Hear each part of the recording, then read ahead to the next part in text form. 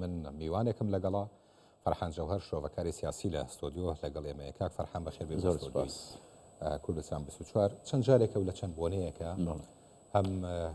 جەنابی سەرۆک بارزانی هەم پارتی دیموکراتی کوردستان بە شێوەیەکی گشتی جەخت لەوەکەنەوە کە ئەبێت بۆ لەمە و دووە لەم قۆناغەی داهاتووە یەک هەرێم یەک حکوومەت یەک هێزی پێشمەرگە لە کوردستانە هەبێت. بۆچی ئەوەنە جەخت لەم بابەتەکە؟ ئەمە جارێ خواستی جەماوەری خەڵکی کوردستانە و یەک لە دروشمەکانی پارتی دیموکراتی کوردستانە کە ڕنگدانەوەی داواکاری خەڵکی کوردستانە لەبەرەوەی لە ڕابردوو کێشەیەکی زۆریان لەگەڵ ئەم مەسەلەیە هەبوو، ئەم دوو ئیدارەیە، ئەم مەسەلەی تەنزیم نەکردنی باری دارایی دەروازەکان، هەروەها هێنانی دەرمان و تریاک و لەم حدودانە دەهاتەوە بەبێ ئەوەی حکوومەتی هەرێم توانی بیتی سەیتەرە بکە لەسەر ئەم مەناتقانەی سلێمانی کە بەڕاستی خۆیان وەکو دەسەڵاتێکی دیفاکتۆی جیا لە حکوومەت نمایش کردبوو. بۆیە لەم هەڵبژارنەدا پارتی دیموکراتی کوردستان و جەنابی سەرۆک بارزانیش وعدیان بە خەڵک داوە کە بەڵێ ئێمە ئەم لەمەودا نابێ ئەم کارە نایاساییانە بمێنن لەبەرەوەی کە کاری نایاسایی زۆر خراپ کراوە لە هێنانی وەکو گوتم لە هێنانی حتا بگاتە ئەوەی کە دەرمان و تریاکیش لەو سنوورانە داخلی هەرێمی کوردستان بێ کە مەترسیدارترین کارە کە ئەوانە کردیتیان بەرامبەر بە خەڵکی کوردستان و بەرامبەر بە عێراق و بەرامبەر بە کۆمەڵگەی نێودەوڵەتیش لەبەرەوەی ئەمە لەسەر ئاستی نێودەوڵەتیش دەبێ مکافحەیەکی زۆری بکرێتن. بۆیە ئەمانە خواست و داواکاری خەڵکی کوردستان پارتی دیموکراتی کوردستان لە حکوومەتی داهاتوودا پێی لەسەردا ئەگرێتن و جەنابی سەرۆک بارزانی سوور مسەڕە لەبەرەوەی کوردستان بە یەک حکوومەتی و یەک هەرێمی و یەک هێزی پێشمەرگە سەر ئەکەوێ و دوا ڕۆژیشی گەشت دەبێتن. بەڵام بە پێچەوە مانەوەی دۆخەکە بەو شێوەی کە لە ڕابردوو حکومڕانیەتی سلێمانی کرا بەبێ ئەوەی حساب بۆ هیچ یاسایەکی حکوومەتی هەرێمی کوردستان بکەن کە خۆشیان بەشێک بوونە تێدا ئەبێ کۆتایی بەم مەسەلەیە بێت. زۆر باشە ئەوەی کە باسێکی لە ڕووی ئیدارەییەوە بۆ یەک حکوومەتیەکە تا ڕادەیەکی باش دروستە، بەڵام بۆ یەک هەرێم یەک هەرێمیش لەبەرەوەی هەرێمیش بەس ویە مەترسی ئەوەی هەیە هەبوو هەرێمی کوردستان قوارەی هەرێمی کوردستان بەڵێ ئەمە مەترسیەکی زۆری لە ڕابردووشدا دروست کرد، یعنی ها پیشانی خەڵکی کوردستانیشاندا و ناوە ئەم قوانەیەش لێ ئەدەنەوە کە بەڵێ ئێمە هەرێمێکی تر دروست دەکەین، ئێمە چون لەگەڵ خەڵکی تر دەستیان تێکەڵاو کرد، هەموو ئەو پێشێلکردنی هەموو ئەو تعلیمات و یاسانەی کە لە حکوومەتی هەرێمی کوردستان دەردەچێت هەموو ئەمانیان پێشێل کرد. بۆیە خەتەر لەسەر هەرێمی کوردستان وەکو قوارەش دروست بوو بەڕاستی. یعنی لەو ماوەی ڕابردوودا ئەگەر پارتی دیموکراتی کوردستان یان حکوومەتی هەرێمی کوردستان کاری زۆری نەکردبە زۆر نزیک بوو بەرەو ئەوە قارە بچین. بۆیە ئەبێ ئێمە لەسەر ئەم لێوارە بووینە، بۆیە ئەبێ لەسەر ئەم لێوارە لە داهاتوو بەهۆی پێکهێنانی ئەم جارەی حکوومەتی هەرێمی کوردستان ئەم مەترسیە لەسەر قوارەی هەرێمی کوردستان و خەڵکی کوردستان دوور بخەنەوە، جارێکی تر قەوانەی دوو هەرێمی و تێکدانی قوارەی هەرێمی کوردستان چیتر نەبێتە مەترسی بۆ سەر ژیانی هاوڵاتیانی خەڵکی کوردستان و خەڵکی کوردستانیش نیگەران بکەن لەوەی کە هەر کاتێک شتێکیان بەدڵ نەبوو تۆ هەر کاتێک بڵێ من کۆنتترۆلی دەواازەکانەکەم بۆ ئەوی بە شێوەیەکی یاسایی مەواد و کارە یاساییەکان بەڕێوە بچن تۆ تهدید بکەیت بەوەی کە قوارەی هەرێمی کوردستان تێکەدەم. لە پێناوی تێکنەدانی قوارەی هەرێمی کوردستان حکوومەتی هەرێمی کوردستاندا ڕەنگە گەلێک تەنازولاتی لە کاری خۆی کردبێتم تەنها بۆ ئەوەی پێکەوەمانەوەی قوارەی هەرێمی کوردستان. بۆیە لە مەودا ئەبێ کۆتایی بەم مەسەلەیە بێ. بەڕاستی وەکو جەنابیش باسێکی لەم بابەتانە زیانمەندی یەکەم خەڵکە وڵاتیانی هەرێمی کوردستانە.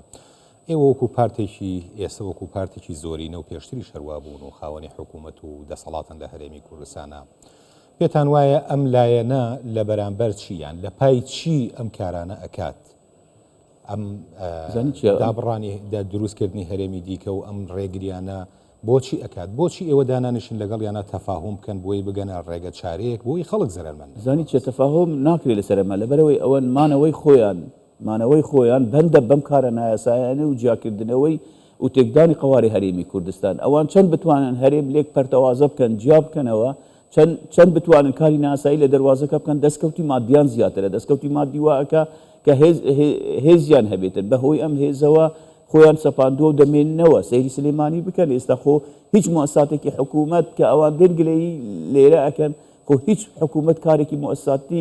لە سلێمانی نەماوە، هەموو یەک شخصە یەک کەسە بە کەیفی خۆی بە ئەمر و نەهیوی بەڕێوە دەچیتن محافظ ناتوانانی هیچ هەتا ئێستا دیتیتان محافظ یەک پرۆژە بکاتن بەشداری یەک پرۆژەکردنەوەی پرۆژە بکاتن هەتا ئێستا دیتیتان دەستگایەکی حکومی لە سنووری سلێمانی و هەڵەبجەیە بەشداری کارێکیان کردی بێتن کە ئەمانە هەموو ئەو کارانەیەکی ئەشکرێن و حکومەت بڕیاری لێ ئەدرا بەهۆی بە بڕیاری یەک کەسەوە هەڵ ئەو شوێنرێنەوە یان ڕێگریان لێ ئەکرێ ئەم سەرمایەدارە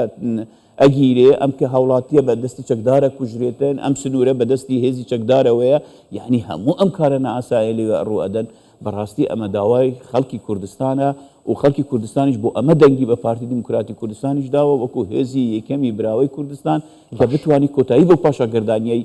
هەرێمی کوردستان بێتەوە لەبەرەوەی کە لە سلێمانی ڕوئەدا بە جۆرێک لە جۆرەکان ینی هەرێمی کوردستان هەمووی دەگرێتەوە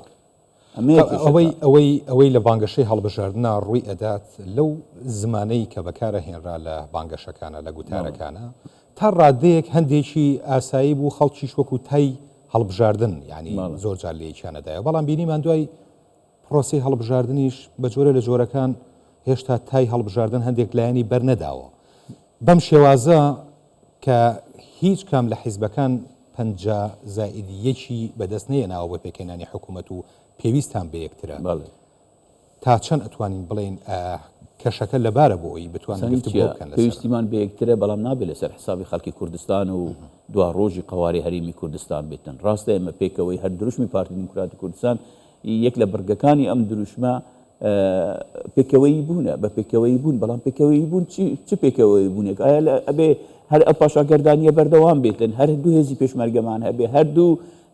هەر هەرێمی کوردستان لە بەردەم دابەش بوون و تێکدانی دابێتن هەر مەسلەی ئابووری و ڕێخستنەوەی باری دارایی کوردستان و هەر لە ژێر ئەم هەڕەشانەدا بێ و بەردەوام ڕێگە بدەن کە خەڵکێک ئیستیفادە بخۆ بۆ شەخسی و بۆ حزبەکەی خۆی لە پارە و داهاتی سامانی وڵات بکاتن ئایا بێ هەر بەردەوام بێ لە پێناوی ئەوەی ئێمە پێویستیمان پێکەیە بۆیە بێ حدێک بۆ ئەو مەسەلە دابدرێ هەر لەبەر ئەمەشە جەنابی سەرۆک بارزانی زۆر بەڕوونی ئەم هێلە گشتیانەی حکومڕانێتی لە هەرێمی کوردستان قسەی لێ کردو دیاری کردووە کە بڵێ ئەمانە خواستی جەماوەری گەلی کوردستانن ئەوەی دیکە ئەمانە هێڵە گشتیەکانن و ئەمانە هێلە سوورەکانن ئەبێ بە هیچ شێوەیەک نەبەزێنرێن و کار لەسەر ئەمانە بکەن تەفاسیلی تر پۆستی تر لایەنی تر ئەو جزئیاتە بچووکانە ئەمە کارێکی ترە ئەکرێت لە ناو حکوومەتدا لەسەری ڕێک بکەوین بەڵێ جارێ ئەبێ ئێمە بەر لەوەی پێویستیمان پێکەوە بی هەموو لەبەرەوەی خواستی خەڵکی کوردستانە ئەبێ لەسەر ئەوە ڕێکەوین کە بەڵێ هەموو لایەنێک لەگەڵ ئەوەدا بێ کە ئێمە یەک هەرێمین یەک قوارەی هەرێمی کوردستانە یەک پێشمەرگەیە یەک پەرلەمان بیتن و قرارات موحد بن کە لە ئەنجومەنی وەزیران قرارێک دەرچوو ئیدێ ڕۆژی پاشتر کەسێکی حزبی لەوێ نەچی برە وەڵام من ئەم بڕیارە نەدراوە ئەم من پەی ڕەو ناکەم من ئەمە ناکەم ئەم ئێستا ڕێک وهایە یعنی ئێمە لە دۆخێکی وادانە بۆیە ئەوان ئەم پاشاگەردانیە لەوێ ڕوو ئەداتن قازانجی ئەشخاص و کۆمەڵی خەڵکی هەیە ئەوان پێیان خۆشم بارودۆخە بەردەوام بێتن زۆر باشە فەرحان جەوهەر شرۆڤەکاری سیاسی زۆر سپاس بۆ جەنابتان کە لە ئەستۆدیۆی کوردستان 24 وەرەگرن